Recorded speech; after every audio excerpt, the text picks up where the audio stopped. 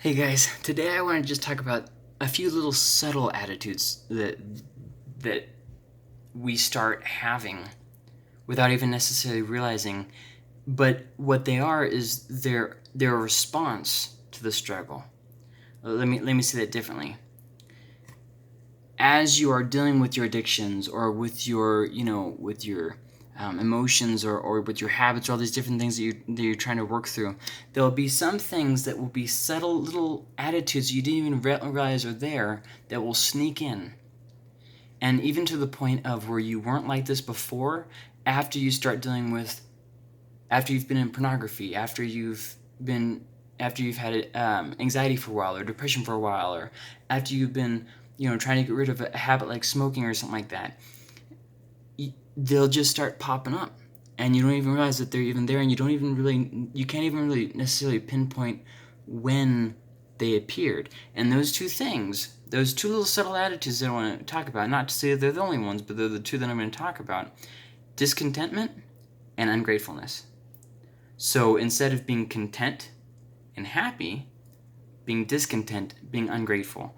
And it's something that happens real subtle, real slow. It's in the background. It's something you don't even realize, but it's the after effect. It's the consequence of dealing with your problem. And you might say, isn't it enough that I have to deal with anxiety every day? Isn't it enough that I have to drag myself out of bed for? Yeah, I get that. Unfortunately, this is just something that it's natural. It's a natural response we all go through. It gets all of us. All of us. Just these little things. And I'll show you a couple examples. First off, if you're looking at porn, you start getting this discontentment and this ungratefulness, where, okay, I need more. I need to look at more porn. I need more from my woman or man.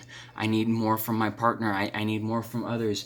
I need more from my employees. Just this idea of you start being discontent and ungrateful in other areas of your life. I need more. And then it's I need better. And then you start needing perfection from everybody, nitpicking everything, unhappy with yourself, always wanting more, better, better, better, more, better, better, better.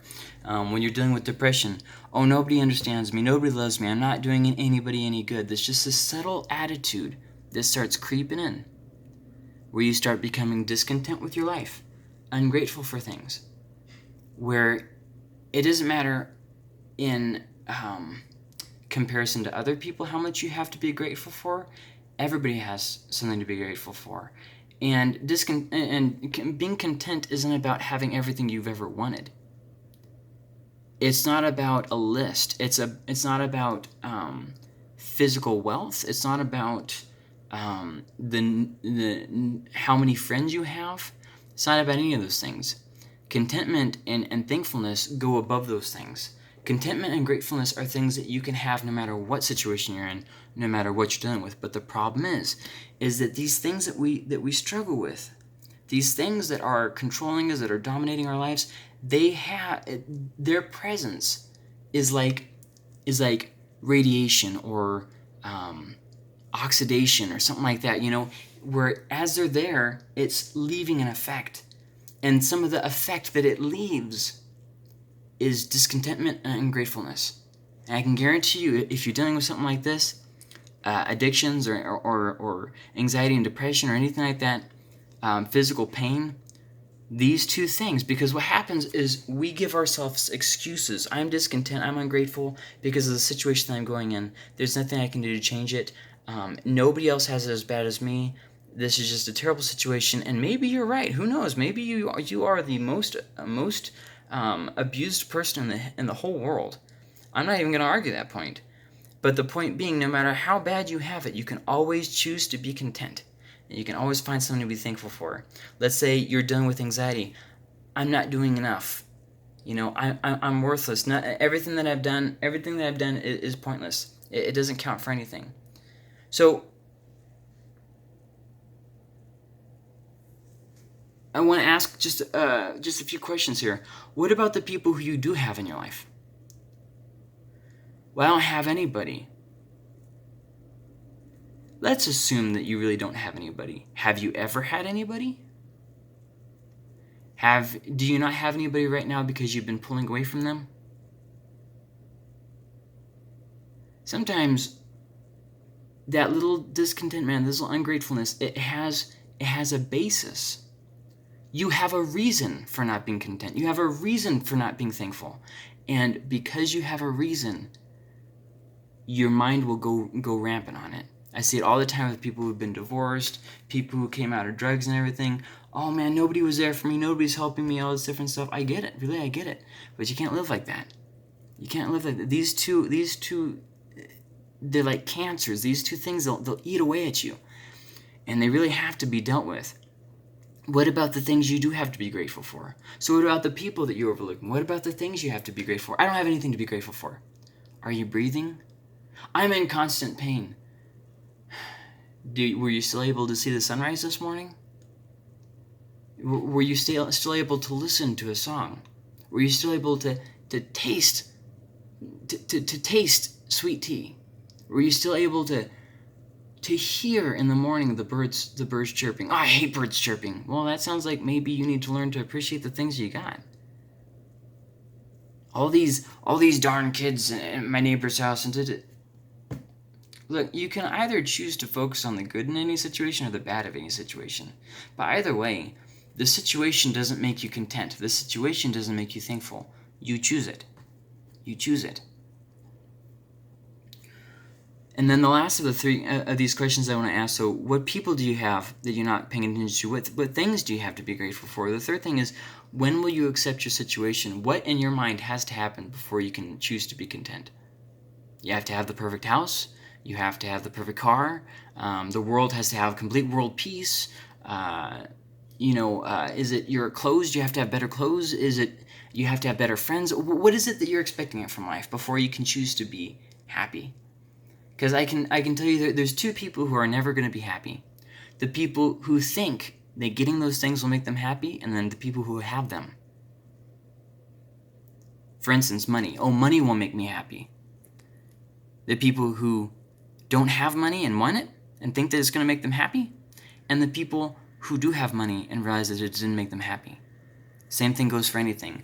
Whatever your situation is, the people who want to be in a situation of having no problems, and the people who are in the situation of having no problems. I always thought when I was a kid, for instance, that it would be the worst thing in the world, to die. Well, now that I'm getting older, I'm starting thinking about how hard it is to see other people die and keep on living. The guilt that you feel. Well, why me? Why am I left when that one was taken? I'm not better than them. They were better. Why did you choose me over them? And again, it starts to be a thing of questioning God. God, what? You should have saved them. I'm not even a fraction of what they were. And so we live in this self-hatred, this self-apathy, this just nasty place of being in. So find things to be thankful for. Find things to be thankful. Look for things to be thankful for in your life, and stop thinking that you can be happy once you're in the next valley. This valley doesn't have what I want if I just get to the next valley. This mountaintop isn't good enough. I need to be on that mountaintop. My happiness is right over there. And I'll talk about contentment and those kinds of things later in a different lesson. But today, I just want to focus on this idea of it's not somewhere out there. You choose to be content and thankful now, regardless of the situation. And I want to point out one other thing that I've mentioned in other videos before too.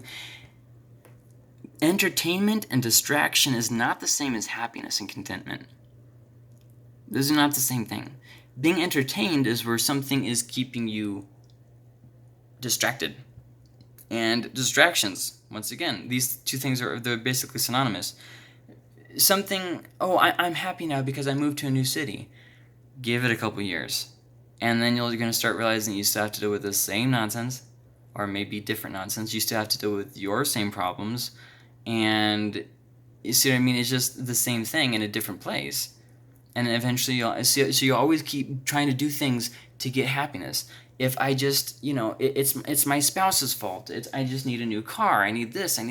These little things that just weasel in that we don't even realize because the big issue is causing it, and this big issue is kind of all consuming. Well, once you've been dealing with porn and depression and anxiety for a while, you're able to see those things more clearly and you're able to deal with them more clearly. So I hope that this was helpful. Just watch out for those two kind of those two subtle little attitudes that sneak in. And I hope that those advices help. Find things to be thankful for. Stop thinking that you can be happy once you're in the next valley. So, okay. I encourage you to watch back of previous episodes, and we'll talk about it again in the future. So have a great day.